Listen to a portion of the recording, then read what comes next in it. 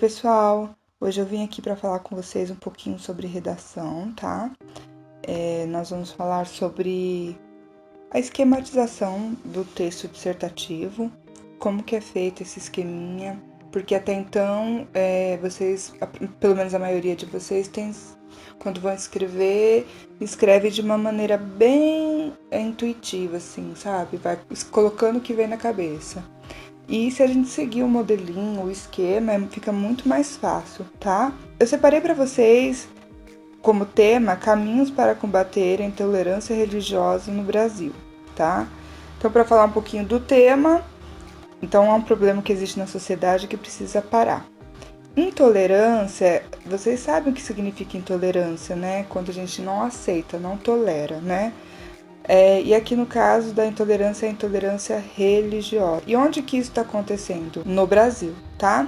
Então, caminhos para combater a intolerância religiosa no Brasil, não é em outro lugar, tá bom? Então, vamos lá. Qual é a estrutura do texto dissertativo, né? Vamos pensar na redação do Enem, por exemplo. Qual deveria ser a estrutura? 3 parágrafos, no mínimo. Introdução, desenvolvimento e conclusão. Então, no mínimo, tem que ter 3 parágrafos essa redação. O maior problema que eu percebo quando vocês estão começando a escrever é como eu começo. Aí vocês ficam olhando pro teto e pensam, como eu vou começar? Ai, meu Deus, como eu vou falar? O que eu vou fazer? Porque não existe planejamento. O que existe é o sentar e escrever. E isso prejudica muito, vocês não conseguem mesmo começar. O mais difícil é o começar. Se você pegar o esqueminha do texto, não precisa mais ficar pensando como começar. Então, vamos fazer o seguinte, introdução é aqui pra gente, vamos colocar como um parágrafo só, tá? Vamos usar somente um parágrafo. Mas vamos dividir esse primeiro e único parágrafo em 3 partes. Não é pra dividir em 3 parágrafos, não, é pra dividir em 3 partes, tá? Primeiro, vamos pensar na contextualização. Segundo, na problematização. E terceiro, na tese, ok? Primeiro vamos pensar, o que é contextualização? Então, vamos entender o que é contextualizar. Para contexto, né? Então, contexto é o que a gente vai pensar quando a gente pensa em contextualizar. Então, vocês vão pensar assim, ó. Olha a pergunta, como e quais aspectos desse tema são relevantes para tratá-lo, né? O que é importante aí, o que é relevante para eu poder trabalhar esse tema da intolerância religiosa. Então, vamos pensar aqui, ó. A intolerância religiosa não surgiu do nada, né? Ela não surgiu do nada, ela já existe aí. Lembra lá que eu falei combater? Combater é porque o problema já existe, então eu tenho que fazer algo para que ele não continue. Então vamos pensar. Esse problema não surgiu do nada, nós temos que pensar em trazer informações que podem deixar o meu texto mais atraente. Então você vai buscar alguma informação em algum lugar, em alguma área de conhecimento para poder trazer para o nosso texto. Então, eu vou lá. No meu texto, eu preciso falar sobre alguma coisa que tem a ver com intolerância religiosa. Vamos pensando. Como que eu vou trazer o assunto, então, para o leitor? Como que eu vou apresentar o tema? Você tem que pensar que o leitor não sabe sobre o assunto. Então, você que tem que contar para ele. Você que conta para ele, tá? Ele nunca ouviu falar. Não sabe o que significa intolerância religiosa, então é você que vai apresentar para ele. Você tem que trazer. Eu falo que é fazer a cama para receber o texto, para receber o tema, tá bom? Então vamos lá. Contextualização. Você pode usar de várias formas. Você pode usar uma contextualização histórica. Você vai lá na história e entende em que momento da história houve esse tipo de intolerância. Ou algum tipo de intolerância que você possa relacionar com a intolerância religiosa. Se você não quiser trazer uma contextualização histórica, você pode ir para dados estatísticos. Segundo o IBGE, sabe? Você tem que saber dados estatísticos, mas fica um pouco mais difícil porque quando você pega dados estatísticos dos textos de apoio, o seu texto não fica tão rico quanto um dado histórico que você trouxe lembrando das suas aulas de história, por exemplo, tá? Outra coisa, vocês podem usar alusão a filmes e séries. Eu já assisti uma série e ali falava sobre intolerância religiosa. Você vai trazendo aí, vai pensando o que você pode usar, tá? Também nós temos que pensar que não são só esse tipo de alusão, né? Esse tipo de contexto. Você tem que usar o que você tem na sua bagagem. O que você tem aí que você sabe, que você acha que dá para colocar na redação e que fica legal? Lembrando que a gente ainda não está escrevendo, nós estamos pensando sobre o tema. Seria legal quando vocês estivessem nesse momento, tivesse o rascunho da redação e fosse anotando. Depois nós vamos falar um pouquinho de brainstorm, tá? Agora nós vamos um pouquinho para a problematização. Lembrando que a gente ainda está na introdução. Estamos no primeiro parágrafo, tá? Na problematização, qual que é a palavrinha que tem aqui dentro? Qual a palavra que tem aqui dentro, ó? O que vocês estão enxergando aí? Problema. Então, problematização é identificar quais são as causas, de onde que vem, para onde que vai. É isso que a gente tem que fazer. Então, vamos começar com uma perguntinha. Por que a intolerância religiosa é um problema? Você tem que pensar nessa pergunta. Tá, essa é a pergunta para intolerância religiosa. Vamos pegar o da redação que fala da mulher. Por que a mulher ainda sofre com violência doméstica, sei lá, violência? Por que os surdos não são inseridos na sociedade? Vai pegando qualquer tema que você pegar e você fizer essas perguntinhas, você vai entender, tá? Você vai saber por onde começar. Então, problematiza. Por que eu tenho que falar sobre isso? Por que a intolerância tem que ser falada agora nesse momento? Por que é um problema? Se eu tô falando é porque é um problema, tá? Outra coisa, trabalhar com a relação de diversidade, tá bom? Vocês podem falar porém. Lembra lá que nós estudamos as conjunções? Porém, no entanto, mas. E o outro elemento que aparece lá é a tese, né? Vamos ver. Professor, eu sei que eu tenho que desenvolver uma tese, mas eu não sei nem o que é. O que é tese? Então, vamos entender. Quando você fala de um tema e você, naquele primeiro momento ali, o primeiro momento que você mostra o que você pensa sobre aquilo é uma tese, tá? É o seu juízo de valor acerca do tema, é o que você pensa. O primeiro momento que você coloca ali o que você pensa é a sua tese, tá? Então, vamos tentar esquematizar tudo isso antes de ir para a redação em si. Aqui a gente pensou na introdução. Então, meu primeiro parágrafo, vamos usar só um só, tá? Eu vou ter que colocar contextualização, problematização e tese. Pronto, já descobri como começar uma redação. Descobriu como começar? Aí nós vamos para o desenvolvimento. Mas antes de chegar no desenvolvimento, eu não coloquei aqui para vocês, nós desenvolvemos uma tese na introdução e depois nós vamos já pensar em 2 argumentos para poder colocar lá no comecinho, tá? Junto com a tese. Você tem o primeiro parágrafo como introdução, o segundo pode ser o desenvolvimento, ou o segundo e o terceiro e quarto. O desenvolvimento pode ser vários parágrafos, mas aqui eu acredito que a gente consiga fazer no máximo 2 e já tá bom.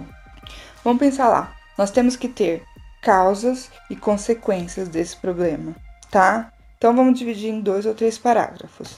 Como assim causa e consequência? Então, vamos lá. O primeiro parágrafo do desenvolvimento, que é o segundo da redação, nós temos que pensar quais são as causas da intolerância religiosa no Brasil, tá? Por que acontece isso no Brasil? E depois, a gente vai ficar o tempo todo nessa relação de causa e consequência, causa e consequência. Eu vou explicar depois para vocês no exemplo. Então, eu posso usar o primeiro parágrafo aí para indicar uma causa da intolerância religiosa no Brasil e o segundo parágrafo como consequência, mas eu prefiro esse modelo aqui, ó. Eu vou achar uma causa e uma consequência por conta dessa causa no primeiro parágrafo. Aqui no segundo eu acho outra causa e outra consequência, tá? Na hora que a gente estiver analisando uma redação vai ser mais fácil. Na conclusão. Conclusão é simples. Eu mostrei um problema, eu tenho que mostrar a resolução desse problema. Como que eu faço como é que eu resolvo esse problema? Eu faço uma proposta de intervenção, tá? Eu tenho que propor soluções. E tem um esqueminha para propor soluções que a gente já tratou em sala de aula. Lembra lá? Como? Primeiro eu tenho que pensar nos agentes. Esse agente é junto, lembra lá? Porque são os que vão fazer, são os agentes. Quem vai resolver esse problema? Pode ser o governo, pode ser a sociedade civil, pode ser o indivíduo. Medidas. Quais são as medidas? O que vai ser de fato feito? tá? Você tem que mostrar o que pode ser feito. Então, vamos lá, ó. Eu tenho como agente a família, igreja, escola, ONGs, empresas, tá? Que vocês vão usar como o can. Lembrando que sempre vocês, na proposta de intervenção, vocês têm algumas perguntinhas para responderem, né? Na conclusão. Quem vai resolver? Como vai resolver? O que vai ser feito? Para que vai ser feito? Respondam sempre essas perguntinhas básicas, tá? E aí a gente vai lá para dar uma olhadinha numa redação que a gente pegou da Júlia Micheoia, de 17 anos, São Paulo. Ela provavelmente é uma aluna que tirou nota 1000 na redação, eu peguei no site, tá? E a gente vai dar uma lida nessa redação. Vamos lá. O Brasil é um país com uma das maiores diversidades do mundo. Até aqui, eu vou fazendo análise e vou parando com vocês, tá bom? Até aqui, ela falou alguma coisa do tema? Não falou nada. Mas tinha alguma palavrinha aí que tinha a ver com o tema? Pode ser. Vamos falar sobre diversidades e o Brasil, porque ela tá falando do Brasil, né? Então vamos lá. Aí ela traz pra gente, aí dá uma olhadinha na próxima parte que eu vou ler pra ver como é que ela faz a cama para receber o texto. Os colonizadores, escravos e imigrantes foram essenciais na construção da identidade nacional e também trouxeram consigo suas religiões. Olha lá, já está começando a entrar no tema. Ela está falando como que chegaram as religiões aqui no país. Porém, olha a relação de adversidade, né? A diversidade religiosa que existe hoje no país entra em conflito com a intolerância de grande parte da população.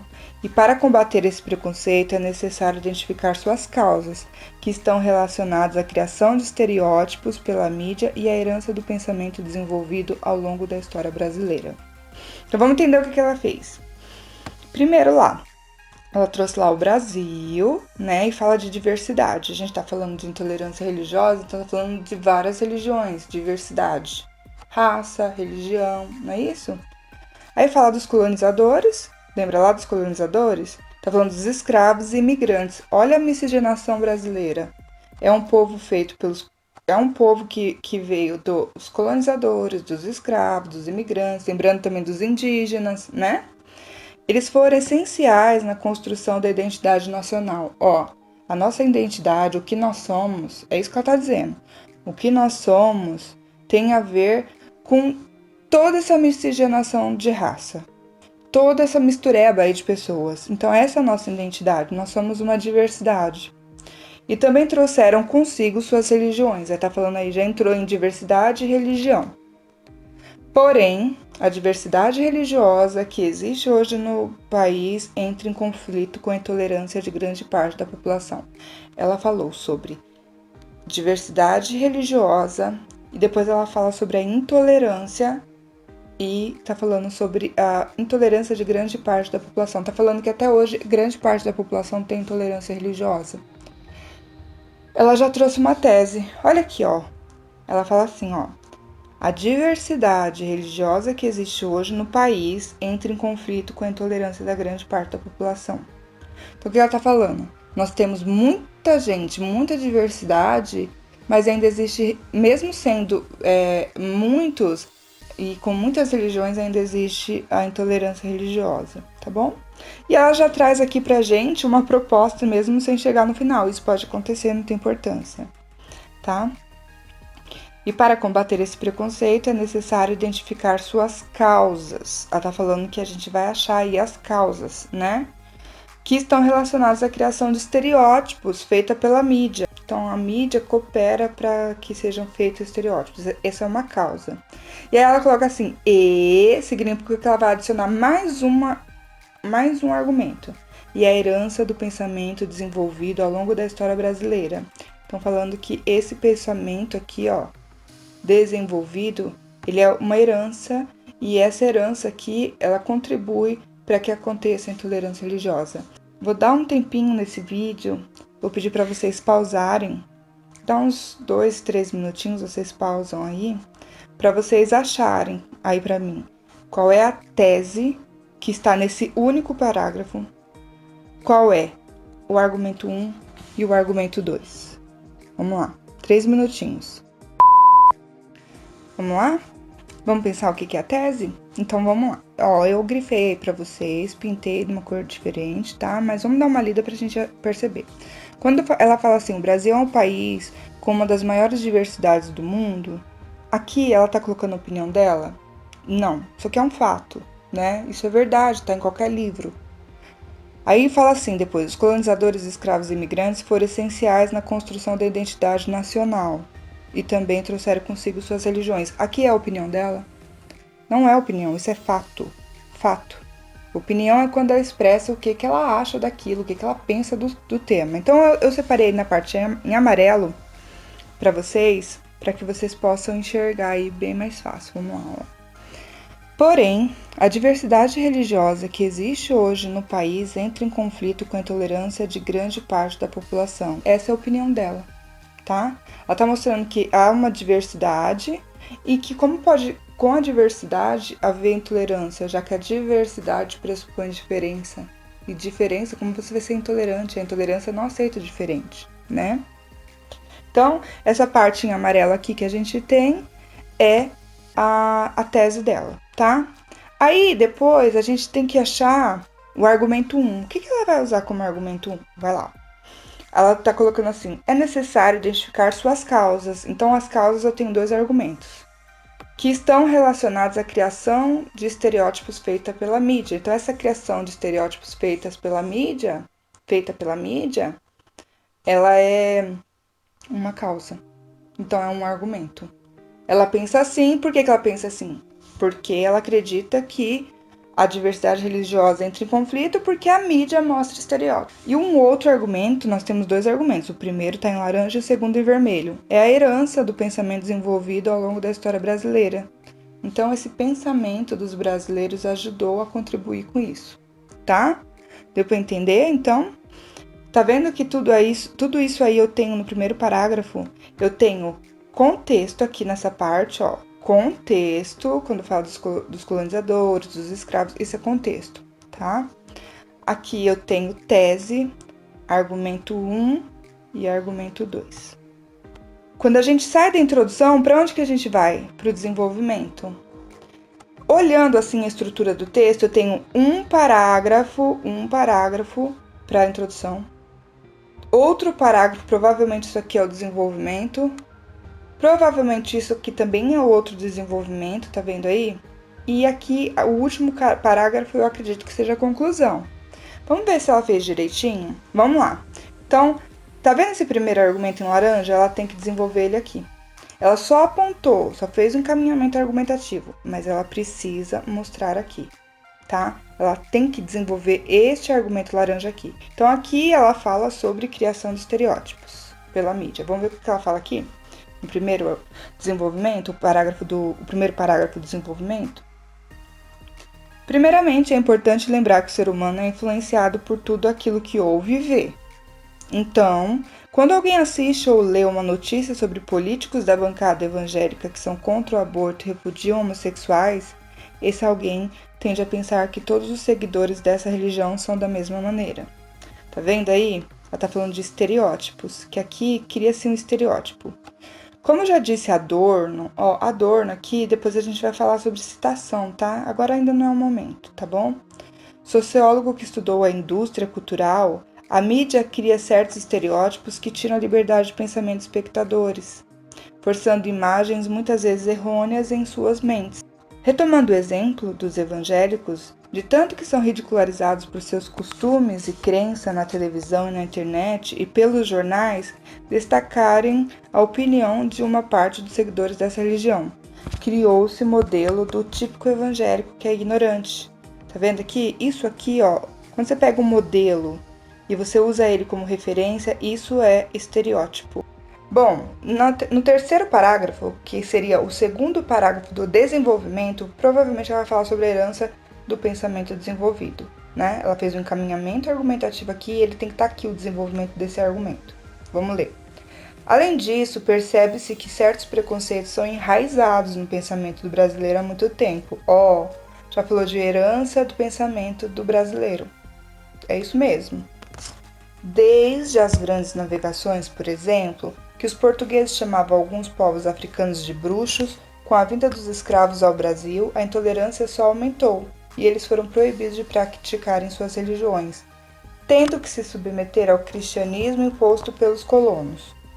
E é por isso que as práticas das religiões afro-brasileiras são vistas como bruxaria e macumba, e seus fiéis são os que mais denunciam atos de discriminação. Aqui, ela tá, provavelmente aqui, ó, 75 denúncias, provavelmente isso aqui estava no texto de apoio, tá? Mas aqui ela fala sobre a herança da religião afro na nossa cultura, e ela está explicando justamente o que acontece, o tipo de preconceito que nós temos por conta dessas religiões, tá? Ela tá vendo aqui, ó, ela retomou a herança do pensamento desenvolvido ao longo da história brasileira. Então, se a gente recebeu as religiões afro como religiões vistas como bruxaria, macumba, então a tendência é dessa intolerância continuar. Tá vendo aqui? Ela desenvolve. O que ela fez? Ela fez a introdução e o desenvolvimento do argumento 1, o desenvolvimento do argumento 2. Ela conseguiu fazer bonitinho. O que a gente vai ver agora? A conclusão. Então vamos ler aqui como que ela fecha a redação. Portanto, é possível dizer que... Vamos parar aqui no portanto? Lembra lá que eu passei para vocês? É uma conjunção coordenada. Qual é o nome dessa conjunção coordenada? Quem lembra aí? Alguém lembra? Tá. Portanto, é uma conjunção coordenada conclusiva. Se ela é conclusiva, onde que ela tá? Na conclusão. Na parte da conclusão da redação. Então, é para isso que servem as conjunções, para ajudar a gente a fazer a cola entre os parágrafos, tá vendo? Ó, essa é a colinha dos parágrafos do texto. Depois eu vou voltar falando um pouquinho mais de coesão no texto. Isso aqui é só para vocês entenderem o esquema mesmo, tá? Vamos lá. Portanto, é possível dizer que mesmo existindo o artigo 208 do Código Penal, que pune os crimes de intolerância religiosa, ela ainda é muito presente.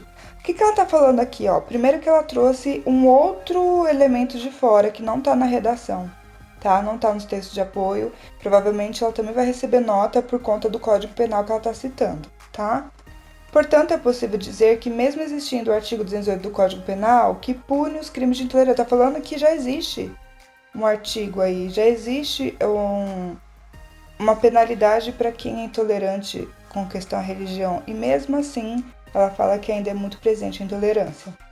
Para combatê-la, ó, quem lembra do tema? Quem lembra do tema?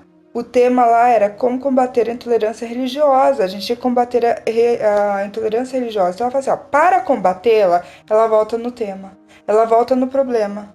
Aí ela vai mostrar uma solução. Para combatê-la é preciso acabar com os estereótipos. Ela retomou o que está aqui no primeiro argumento dos estereótipos? Sim. Então, muito bem. Ensinando desde cedo a respeitar todas as religiões. Então, aí ela já mostrou uma maneira, tá? Então, o governo federal deve deixar obrigatório para todos os colégios públicos e privados a disciplina de ensino religioso durante o ensino fundamental. Outro caminho é o incentivo das prefeituras para que a população conheça as religiões como elas realmente são, e não a imagem criada pela mídia nem aquela herdada desde a época colonial, promovendo visitas aos centros religiosos, palestras e programas na televisão e no rádio.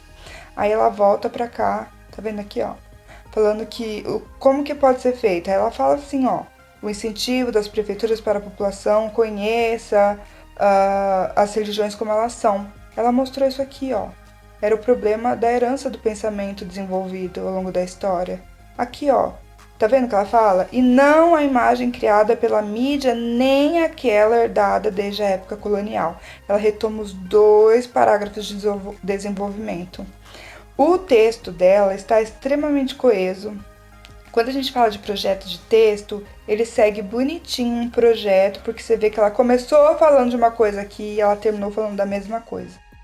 Ela não vai para outro lugar e viaja e some e fica ali e não consegue voltar mais, não. Ela faz um projeto bonitinho. A gente vai falar mais sobre projeto de texto. Aqui é um momento só para vocês analisarem mesmo uma redação, só para vocês olharem e ver o que vocês têm que fazer. o que eu faço para começar uma redação, o que eu faço para terminar. Depois eu vou falar da conclusão, tá? Sobre os agentes, o que foi feito, como foi feito, mas por aqui mesmo eu gostaria de frisar muito mais. Eu falei sobre o texto todo, mas muito mais sobre a introdução, tá? Espero que vocês tenham gostado. Qualquer dúvida, vocês me avisem. Beijo a todos.